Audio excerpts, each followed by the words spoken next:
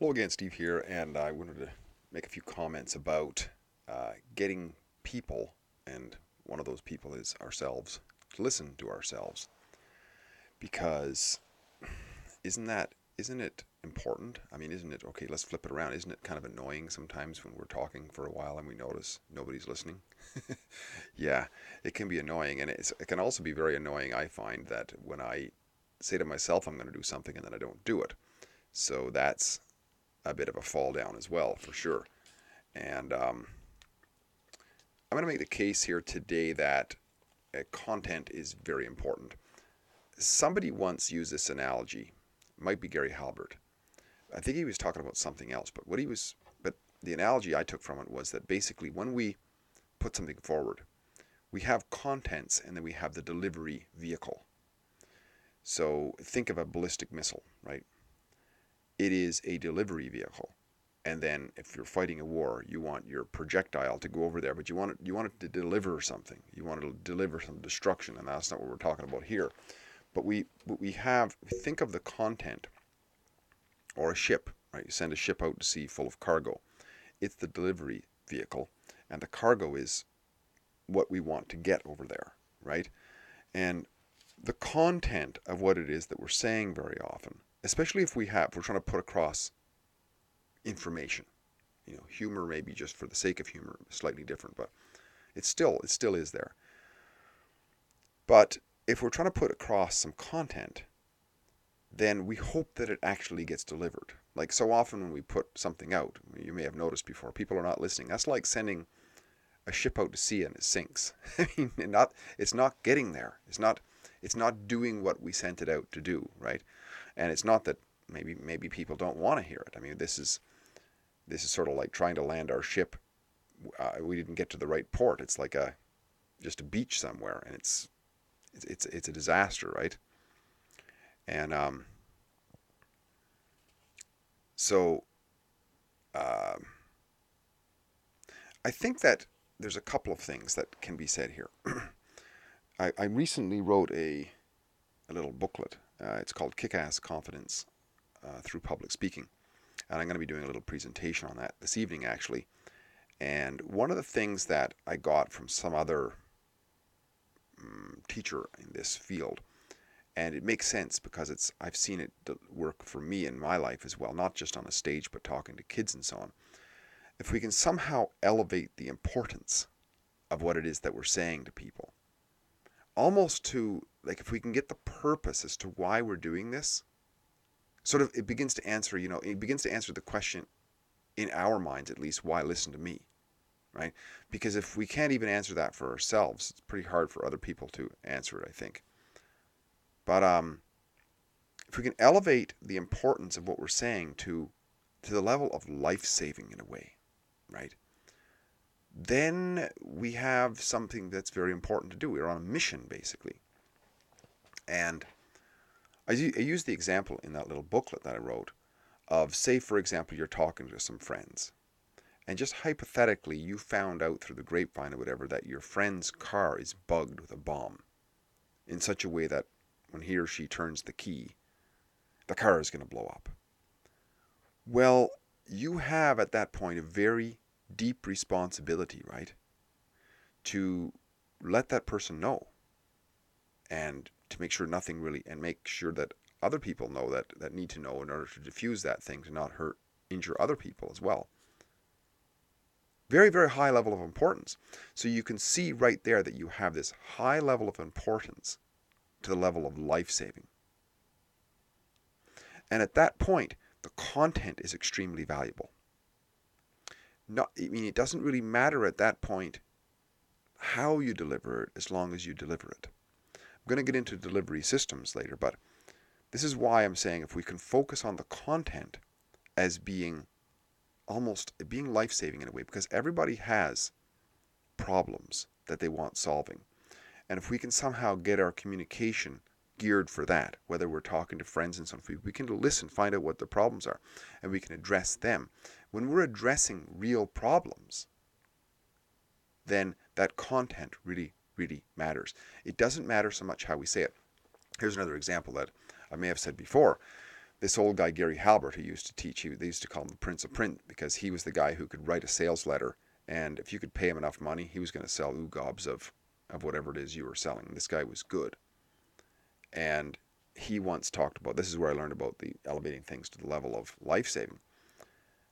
Because he used the example of if you had your friend's Irish sweepstake ticket, like you had a lottery ticket that your friend had entrusted you to keep because he was going away, you had to check it or whatever, and you found out that it was worth several $1,000,000.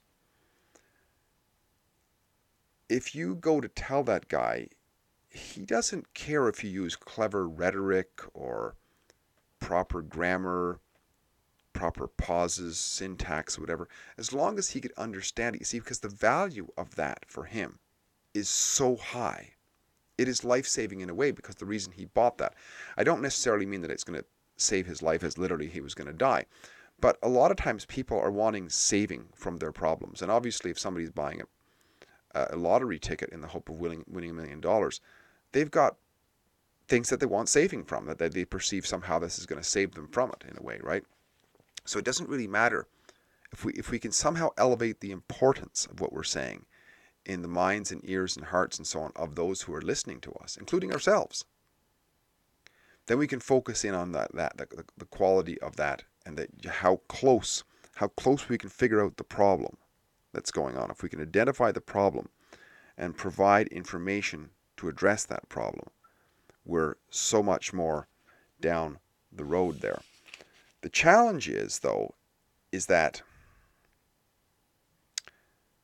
so often we perceive a problem, or we see a problem very clearly, like a train wreck, basically, in somebody's life, but they don't see it, and they don't want to be convinced. Say, for example, we're trying to teach a child about the danger of playing near the stove. They don't have a concept of a cauldron of hot water landing on top of them. That to them is non-existent. So they go grabbing at things and what have you.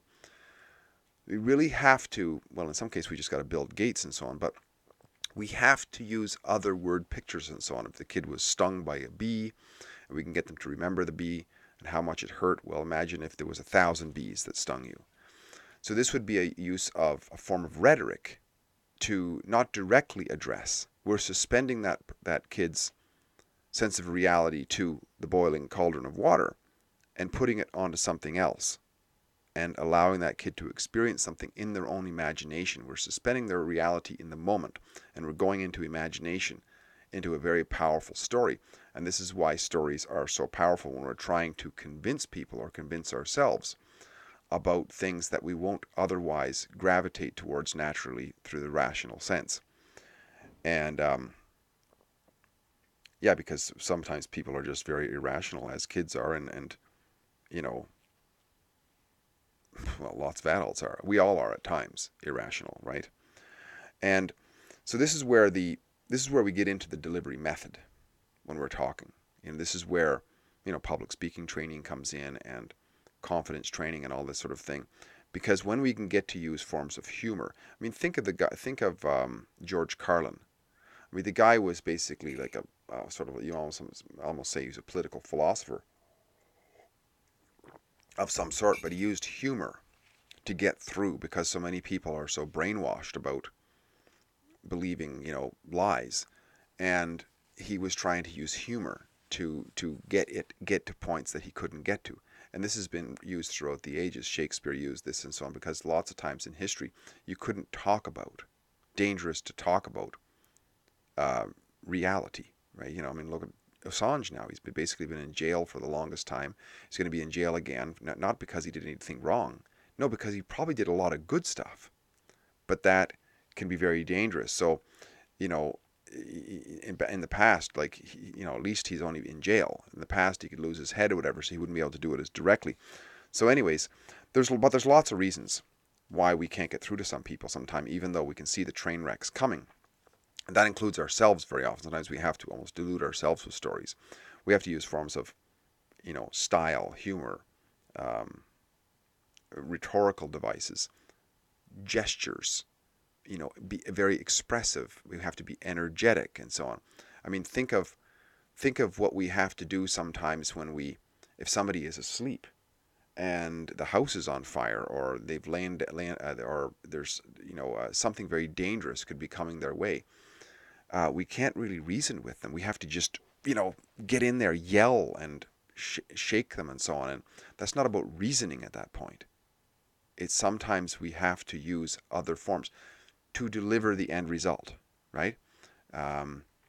Because once again, there's what we want to get to the delivery point. We want ourselves or others to take action which is beneficial for us or them as we perceive it. But very often, just the content is not enough. We have to use delivery forms for that content, for that end result. Yes, if we can get very close to understanding what somebody wants, in the story of the Irish sweepstake, we probably got a very good idea that that person who bought the Irish sweepstake wants the winning ticket. So we don't have to get into we don't have to do a whole stage performance to explain to that individual that, hey buddy, you've got the winning ticket. That's basically all you got to say. And right away, it's so clear what the want is, or the perceived want. Even if we don't have it exactly, we just know that it's a very, very strong want. And all we have to do is tell them that the want is fulfilled. And that's enough. But in many cases, it's much more complicated. In many cases, people don't believe. In many cases, people are counter to the belief. I mean, think of religiosity and political, sides that people take. I mean, sometimes there's no amount of telling them the sky could be falling, and they won't believe. So in these cases, we have to use a lot more than just facts. And this is where the delivery system comes in, and it's so important. So one of the prime ingredients, I would say, is becoming very confident in ourselves and becoming very confident in terms of why. To be very, very strong on our purpose. Like if we got a strong purpose, who is it? Viktor Frankl says, if we have a big enough why, we can bear almost any how. So, yeah, just a few comments on kick-ass confidence that I'm going to be talking about this evening, and how content is extremely important. But a lot of times we have to have the right delivery system for the content to even make it there. Otherwise, we just run it ashore or it sinks, and they waste a lot of our effort. So if you like what I'm doing, please like, subscribe, and share. And if you ring the bell up in the right corner, you'll get notification, because the Coffee Chat channel, you basically can't find it on the internet. Pretty much, it's completely obscured. There's a whole bunch of coffee chats, and originally my channel was called Flat Belly Steve, back when I had a flatter belly, and so it's just, you can't find it unless you type in Flat Belly Steve, or if you know the name of a title. But if you go looking for me, you can't find it. And of course, there's a lot more suppression going on now. I noticed recently, for example, at one time, my suggested videos on the side of my channel were things along the lines of what I was interested in. I like to watch car shows and certain occult, and I like to watch stuff like this, public speaking and what have you. And now what do I see? I see CNN, Fox News, CNBC or whatever, Global News. I don't know if it's the Young Turks or whatever. It's all just a bunch of phony, fake news people who pay for those things. So obviously they're getting promoted up to the top, and little folks like me are just relegated to the back benches, and therefore it's hard to find us. But if you ring the bell, apparently you'll get notification, and as long as I'm on YouTube, when I post a video. So anyways, great to see more people chiming in, more membership coming in. It's great, and hope to talk again soon. Bye for now.